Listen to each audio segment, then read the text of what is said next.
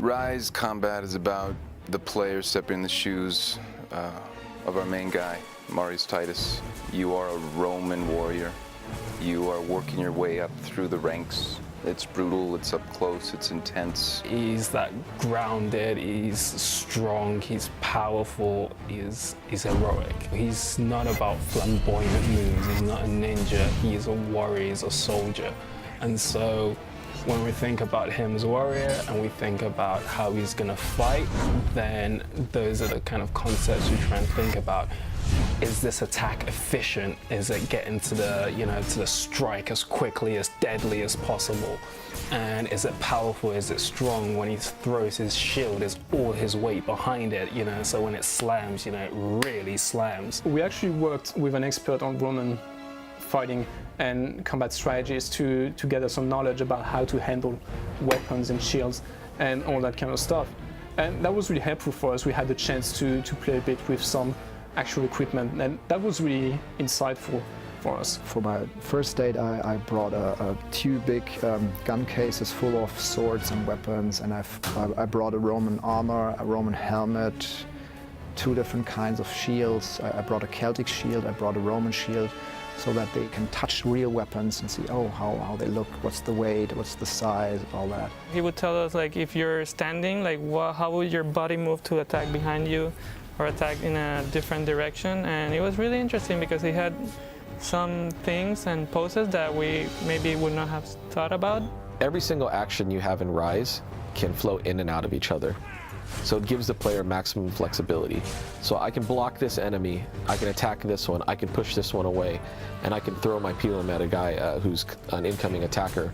And what it does is it gives you the ability to kind of, create your own language. Marius does not attack one guy and finish him and then stop and then move to the other guy. It really means he's attacking this one and then goes to a different guy and then another guy, push, deflect, stab. So he can all do that continuously as long as you're chaining the combos correctly. Based on the type of enemy you're dealing with, there'll be a way to defeat him.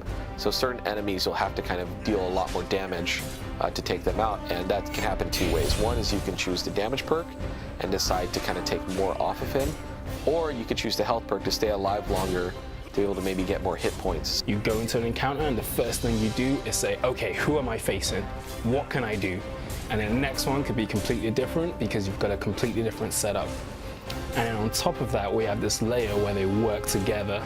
And that's when things get even more interesting because they'll attack differently when they've got different supporting AIs around them.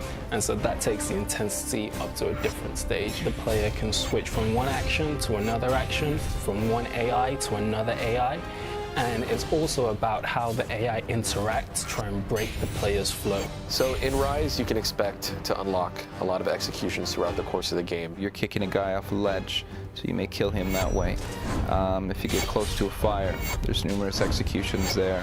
If you're in the water, if you're against a wall, if you're against a ledge, it goes on and on and on. The executions really stack up. We're definitely going for a higher level of emotion out of our characters. Not only in cinematics, not only in executions, but also live in combat. We did a lot of stuff with the camera stuff. We did really extreme animations, really close animations. Intensity, it's about brutality. It's about being close to the enemy that's trying to kill you as you're trying to kill him. So one of the final things we're really trying to achieve with the Ryse combat is give it a skill for mastery. When we take flow and we take the intensity of the AI and bring them together, that's when the depth and the scope for mastery becomes apparent. Because in one encounter, you can finish it a certain way. Maybe you kill everyone, but you didn't quite execute everyone.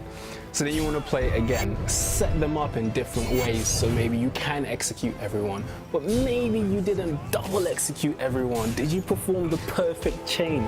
Was your flow from beginning to end this seamless, smooth transition from move to move, enemy to enemy, where you've got them all set up in this perfect state and you just push the trigger button and they all just fall? An important aspect of kind of doing this whole game is this, idea that, we can create a combat system where you can be more emotionally engaged to what your player is actually doing. I mean, that will be the first sign that we've done well, if you actually feel something out of combat. And the other aspect is that just nuts and bolts wise, we have a solid combat system, something that we can build more and more on top of. And that's really where the depth aspect comes in. You know, we want it to feel really, really good to play. We don't want players to feel frustrated or, you know, get too angry over the fact they can't pull something off. But at the same time, master players will be able to do stuff that when you watch these YouTube videos, you're going to go, this is amazing, how does someone ever do that? And, you know, if we can kind of tap into those two main elements, then we would have felt we've done, you know, a good job. We've really done everything we can to wrap it all up to have a really good, full experience for the player.